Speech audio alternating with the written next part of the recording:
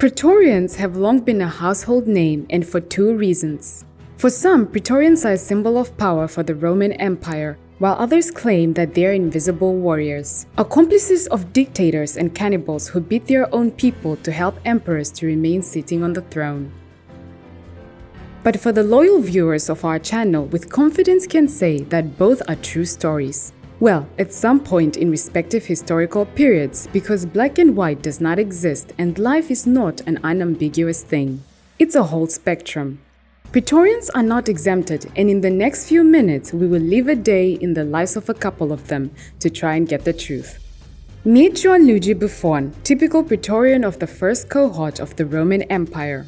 In service for 64 years, and now Gianluigi bored of being at his post in the fortress, which was built by Emperor Tiberius in the 23rd year BC and named the Fire of the Praetorian. Parts of the fortress stand in Rome, and to this day are even named in its honor, including the subway station blocks. The 64th year for our Buffon, the fortress feels like a home because it served as a barracks for the guards of the city and the guards of the emperor who began to be called the Praetorians. They started being called the Praetorians from the easy hand of the first emperor of Rome, Augustus.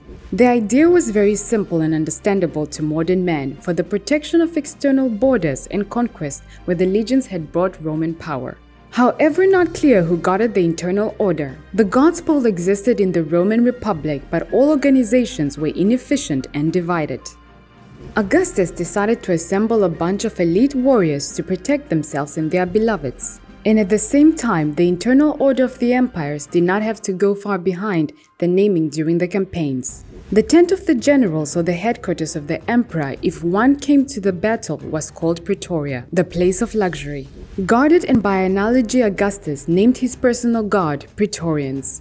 The Praetorian guards had a few more than the men guarding the tent, which had 9 cohorts of 1,000 people in every 3 cohorts, which were based at the very fortress of our Buffon, or a post as usual, and 6 more scattered around the neighborhood. The empire had received hints of internal uprisings from coups. Even if a violent legion went to Rome, it would have been defeated by elite troops, which were ready for anything. Gianluigi was in service for 10 years. He was enlisted in service because Roman men did not like a cozy and corrupted capital. Until the 2nd century AD. Praetorians still had to be Italians, so the recruiters drove all over the country. Praetorians were obliged to search for healthy and fit children, and there was no shortage of them. The Praetorians, however, did not have to advise them, quite the opposite actually, for joining the Praetorian Guard. Long queues of our Buffons were lined up. The help of a father who served and had connections among the centurion was a typical situation because getting into the guard was hard. Firstly, the Praetorians served 16 years instead of traditional 20 years like the legionnaires. Secondly, the Praetorians did not ride through Syria. They were calmly told by the men in service inside to be afraid, because service within the empire is the worst combat you could experience from the unwashed Germanic barbarians who led another uprising well. And thirdly, men fed and dressed Praetorians better than the ordinary legionnaires. Because they represent the power of the emperor, so a Buffon was dressed accordingly. A feathery helmet with a movable forehead, with a lush cuirass cuirass with stimulated press cubes, and tunic to protect metal from the sun as a weapon. The Praetorians used the classic gladius pugai and the propellant dart. It is easy to distinguish them from the usual legionnaire. Firstly, our Buffon uses not rectangular but an oval shield in the manner of the Greek hoplites. Secondly, they were worn by the centurions and the commanders, but most often they had the crest transversely. The 3 cohorts rotate in Rome to serve at the imperial palace once a day, which could be very boring. The guard changes to update the entrance password, and our Buffon is guarding some kind of backup entrance for the kitchen, making sure no one's security is compromised and no intruders enter the palace. On his patrol day, there are Romans playing, day drinking, who can possibly cause disturbances because they are typically known to cause riots. There are cases when the Praetorians even take up in fighting, mainly for fun. The archers shoot bows at fighters from the bottom, making it harder to execute cowardly gladiators, which is very seldom. This behavior is usually reserved for the runaway slaves. Gladiators competed, of course, as opponents against the slaves. The likelihood of victory in such a case was self-evident, 99% as opponents. So the emperor used this to demonstrate the opponents to his citizens that his god is invincible. Buffon saw this as idle work. Legionnaires were told that they were risking their lives for Rome. The warrior received 900 sesterces a year. Multiply this by 3 and get your salary. For a Juenlugi, 2,700 sesterces a year is about 7 sesterces a day. What you could buy with a denarius is 7 liters of wine, 5 kilograms of bread, 16 trips to the bath, or a good tunic. Which is not too bad, especially true that they were provided water and kept the expense of the praetorians to state. If you go a little bit further, in a couple of months, our Buffon could have easily scraped a donkey or a cow. And in 16 years of service, he would easily save up for a small chick farm. Considering that Juenlugi entered the guard at 18 to 34 years of age, he could already have a farm, which could have already beautiful cottage, land owned, and a carefree average life. The average cost of living was between 20,000 to 40,000 sesterces if you save half of your earnings each year. At first glance, half of your salary was earned every year. It would appear from each day that it is impossible to accumulate this amount without it looking like magic. It could be the master's birthday for the legionnaires, the victory of an important battle, or even for the slaves. Such payments for something outstanding were meant in the case of our Juenlugi Donati. They came constantly because the god at first was meant to be the support of the emperor. But with the change of the emperor, the question arose whether the praetorians would obey him. So to appease the god, every new emperor paid the soldiers one time, then over again. Conspiracies or rebellions threw bonus points over and for loyalty. For example, the Emperor Caligula would, in honor of his ascension to the throne, donated 2,000 sesterces to each praetorian. Almost an annual salary for a second, and the next Emperor Claudia faced a problem. This will not work, and in order to express respect to the praetorians, you need to increase the amount, but also bagged Claudia 15,000 sesterces for each, and then another 100 for each ascension to the throne. If anyone still doesn't understand, let's put it more simply.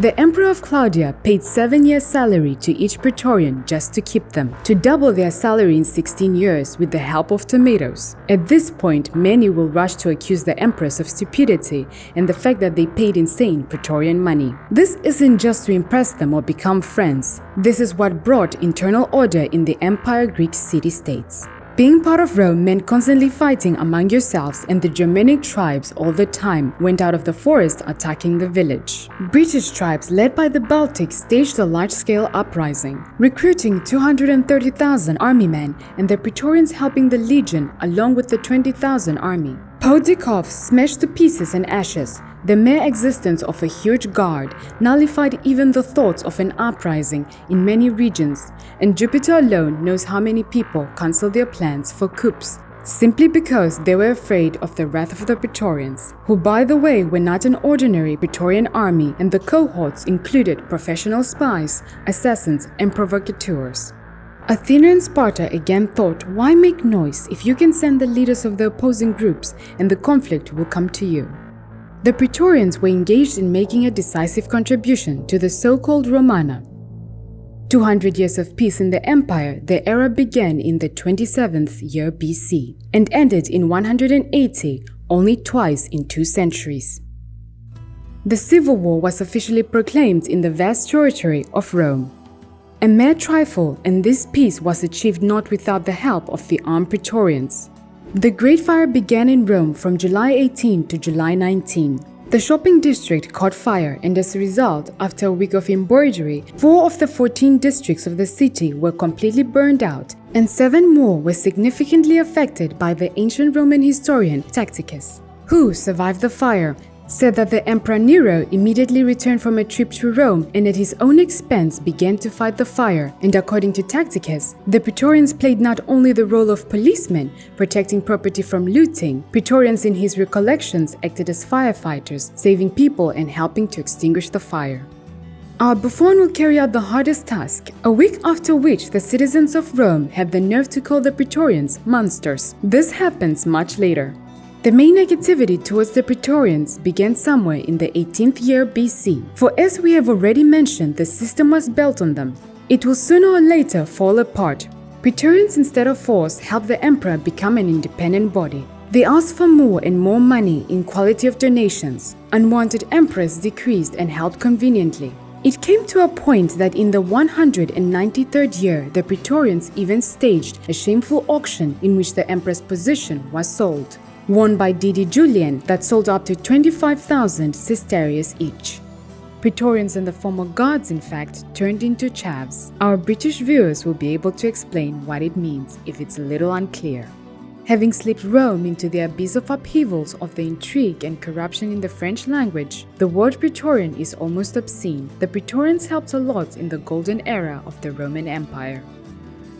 Now let's turn over to another Roman soldier. It's the year 15 CE and the Roman Empire is prospering. Most of the credit will go to the emperor, but this success wouldn't have been possible without loyal soldiers like Servius Felix. Servius enlisted as a legionary 8 years ago at the age of 18, the son of a poor farmer with few prospects. Unlike the majority of legionaries, he doesn't gamble, so he's been able to save most of his wages. He's even kept his viaticum, the 3 gold coins he received when he enlisted. If he survives until retirement, he will receive several acres of land. And he has grown rather fond of a girl back home whom he intends to marry. But he'll have to wait until he completes his 25 years of service before that can happen, and the life of a legionary is dangerous and grueling. Today, Servius' legion, along with 3 others, have taken a great march of 30,000 Roman paces, the equivalent of nearly 36 kilometers. Servius' armor, weapons, including his gladius, scutum, and 2 pillar weigh over 20 kilograms. And that not counting his backpack, Sakina, which contains food and all the tools he needs to help him build the camp. Spade, saw, pickaxe, and basket. Although Servius is exhausted, he won't sleep much tonight. He's been assigned the first watch, which means looking after the baggage animals and keeping alert against possible ambush. After he is done, he lies awake, dreading the day ahead, which will force him to recall his worst nightmare. At dawn, Servius eats breakfast with his 7 tent companions. They are like a family, all bearing scars from the battles they have fought together. Servius is from Italia, but his fellow soldiers hail from all over the empire, which stretches from Syria to Spain. So they are all far from home in the northern land of Germania. Servius' legion and 3 others with him today are under the command of Emperor Tiberius' nephew Germanicus, named for his father's military successes against the Germanic tribes. Each legion has close to 5,000 men, divided into cohorts of about 500, further subdivided into centuries of around 80 to 100 men. Each century is commanded by a centurion, an aquilifor or eagle bearer marches at the hand of each centurion carrying its eagle standard. An aquilifor or eagle bearer marches at the hand of each legion carrying its eagle standard. The centurions march beside the legionaries, belting out orders: dex sin, right, left, starting with the right foot, as the left is considered unlucky or sinister. Despite the strict discipline, there's tension in the air. Last year, some legions in the area revolted, demanding better pay and a cut in the length of service. Only their general's charisma and negotiating skills prevented a wholesome mutiny. Today is a just march, only 13 kilometers. As the marshes and forests of Germania lie beyond the empire's road system, the men must build causeways and bridges to make headway, something they recently spent more time doing than fighting. Finally, they arrive at their destination, a place Servius knows too well. It's a clearing on the outskirts of the Teutoburg forest, where 6 years ago, during the reign of Emperor Augustus, Germanic tribes under their chieftain Arminius ambushed and destroyed 3 legions. Proceeding along a narrow path, the legions were attacked from the forest cover under torrential rain with their escape blocked. It was one of the worst defeats the Romans ever suffered, and Augustus never lived it down. Servius was one of the few survivors. He still has nightmares of his comrades lying where they fell. But now the army is back to bury the dead with full military honors. As he helps in tasks, he can't help wondering whether the bones he handles belong to someone he knew.